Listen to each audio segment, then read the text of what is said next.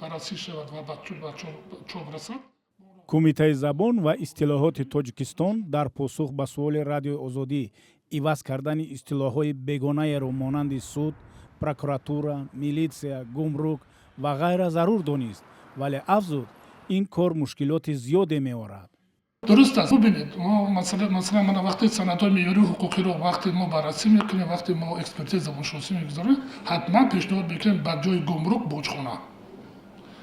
و امروز قبول دارم، مثلا مقامات گمرک قبول دارد که بوجخانه باشد، دیگه مهلت در کار. ما حساب کرده برای یک مثلا کلمه چیز رو از سندهای معیاری حقوقی گرفتن قریب 10-12 سند معیاری حقوقی یا قانونگذاری و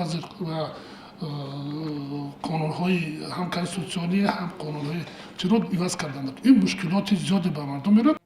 عالمجان محمد جانزاده گفت که دوره به دوره همه اصطلاح‌ها ملی میشوند.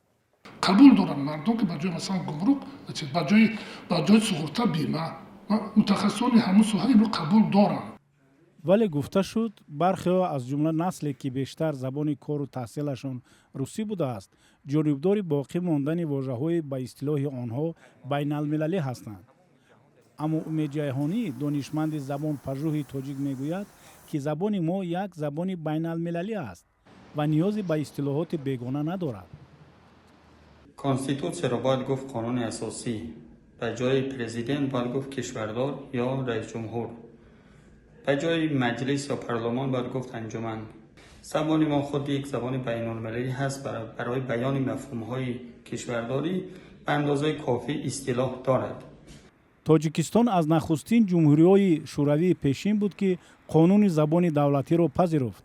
در زمان پس از قبول این قانون برخی از نهادها از جمله پروکراتوره، سود، ادوکات، سودیا به دادستان و دادگاه و وکیل و مدافع و دادرس عوض شده بودند، ولی بعدتر اصطلاحات زمان شوروی دیگر باره به زبان کارگزاری برگشتند.